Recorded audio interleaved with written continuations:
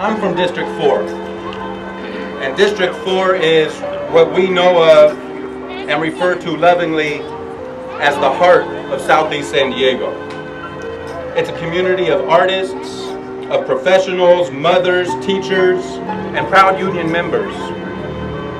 But it's also a community that's filled with everyday people who are just trying to survive. A community like any other community in America that struggles with drug addiction, with poverty, with broken education systems, and failed criminal justice systems. We have a crumbling infrastructure and high unemployment. And because of these realities, Southeast and District 4 often faces the stigma and the reputation of a crime-ridden and undesirable neighborhood. This stigma and reputation is one that has its roots in the history of America. This stigma is one that has its roots in the history of white supremacy, in the history of racism, and the history of oppression. That's why we showed up years ago when Myrtle Cole decided she wanted to have a press conference and have a rally that talked about uniting the hearts and uniting the police with the community. And when we asked, does racial profiling exist? We didn't get a response then.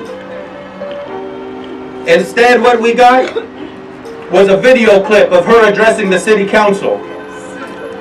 A video clip of addressing her conservative friends. A video clip of her addressing the mayor of San Diego, where she said, yes, racial profiling does exist. And the reason why it exists is because black people are harming black people. And the statistics that she gave were coming from Chicago. You're not the city council member of Chicago. Come on. You're the city council member of District 4. Come on.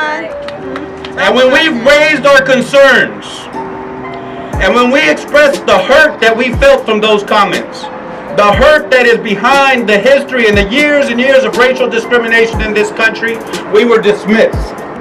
We were called disruptive.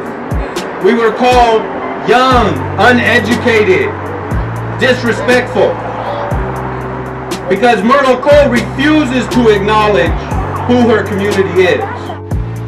And when you lay down your vote, you remember that the special interests who were bought by Cole's allowance and encouragement of racial profiling, that when Cole said, yeah, black people are profiled because they deserve to be profiled, the mayor was listening.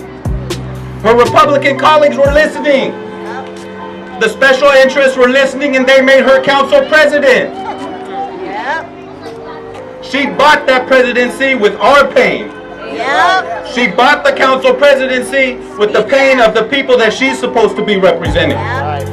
So when you put down your ballot, you remember that a vote for Myrtle Cole is a vote for the special interest, whether they be on the left and think they can control her, or whether they be on the right and they think they control her. Which way she's going to go, we don't know. But what we do know is that she's not our representative, and that she's not the one that the community wants to represent us. A vote for Myrtle Cole is a vote for a liar. A vote for Myrtle Cole is a vote for racial profiling. A vote for Myrtle Cole is a vote for the status quo and the special interests that want her in a position that they control. But a vote for Monica Montgomery,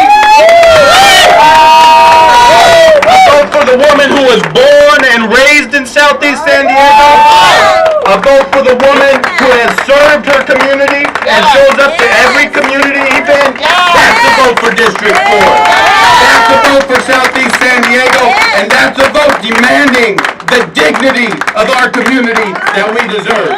Thank you very much.